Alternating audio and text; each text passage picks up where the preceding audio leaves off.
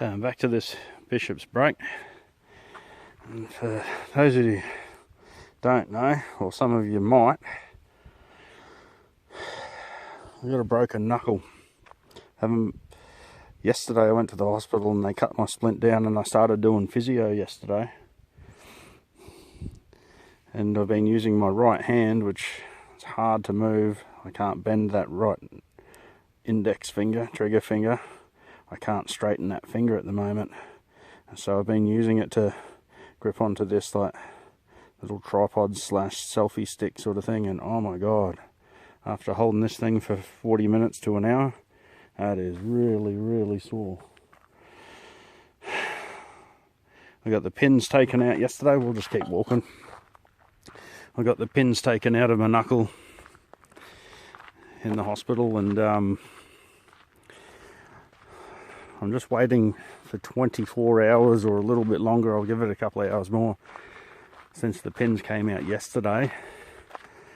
And then by then the holes in my hand should have healed over, allegedly. And I'm finally going to give my hand a bath for the first time in 6 weeks. So nearly on the way to 7 weeks. So can't wait to scrub that dead skin off. And the physio I've been doing with my hand being cold, it's like quite painful actually, surprisingly. I'm sure lots of people out there have had breaks and had their joints in strange positions and in a cast or something similar, so that's where I'm at the moment. Got to try and get it going. I reckon that hot water while the joint's nice and warm, give it a bit of a massage, and then try and get the hand and the wrist going again. So I'm a construction worker, I need to be able to use a hammer and pick up heavy things and stuff. So yeah, got about a month's worth of physio ahead of us before I go back to work. So anyway, that's what's prompting me to do these long bush walks. I put on a few kilos, lost a lot of muscle mass, so got to start getting fit again, ready to go back out on site. Okay.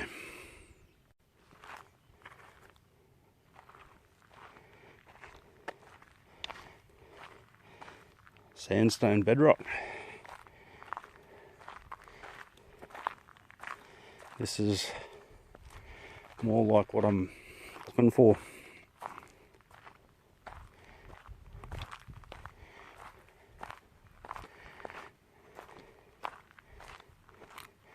I found a spot a few years ago that's got like a lot of quartz and ironstone.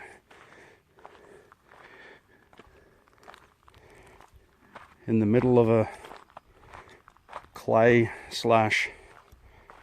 sandstony sort of area.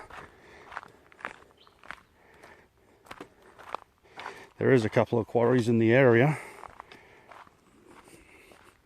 and we're right on the edge of a shift in the plates from the sandstone to basalt. So there's like a little vein of, I'm not sort of sure what rock it is. Seems to be some sort of conglomerate or whatever you call it, sort of stone, sedimentary stone or something like that. Hard rock with lots, very heavy, lots of minerals in it, and lots of other different types of stones. So I just want to go back and try and find this little unusual outcrop of quartz and stuff. Okay, I'll get back.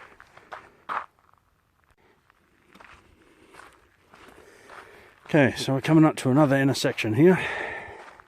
If I remember correctly, there's a sign here about doing back burning.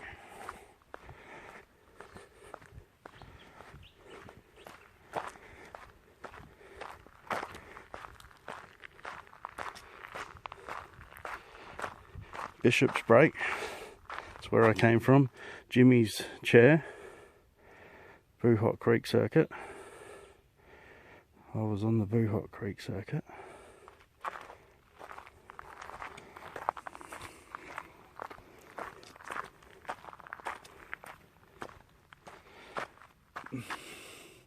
Planned burn to occur between the 2nd of the 5th, 24 and the 31st of the 12th, 24. Well, it's probably a good time now. Central Break to Quarry, Bishop's Break, Buhot Creek. I'm not sure where I want to go here. Okay, righto.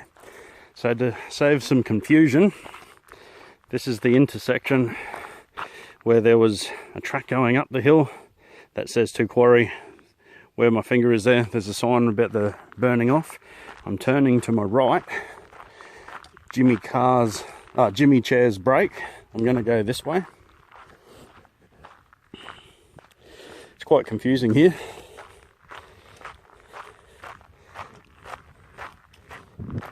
I can't get any coverage to look at the satellite maps. This is all sandstone bedrock here, all along this track. So I had a debate with my mate the other night, and where I was looking, he believed that Sleepy Hollow, or whatever that place was called, he believed that's where I wanted to be looking, but he's miles wrong. There's some interesting stone.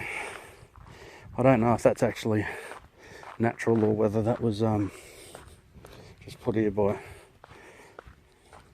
national parks or whatever. So where I'm walking now, I have a sneaking suspicion that this is one of my old uncle's properties when I was a kid. I've lived in Rochdale for 41 years, I believe it is. And when we grew up here, my mum's sister, her husband's uncle, so he's not really my blood uncle, but we just called him Uncle Jim. He owned about 380 acres or something up here on Avalon Road, Ford Road, whatever you want to call it. And I believe this is the creek that he took me to on his tractor. And after speaking to my uncle, I didn't think this was part of his property, but after speaking to my uncle the other night, he reckons that as far as he ever took me in the tractor, the property kept going, and said that it got too thick for all the cattle. So he didn't like bringing his cattle down here because it was too hard to find them. And if they came down here, they'd put holes in the fence, or if they found a hole in the fence, they'd get out onto the road and cause, who knows, car accidents or whatever, and then he's liable. So he didn't like his cattle coming down here. But my uncle did say that the property kept going for quite a while past the creek. And oops, slow down a little bit. And this is, I believe this is the creek that the great uncle brought me down on the back of his tractor one day, just to check the water. So, heading up the hill.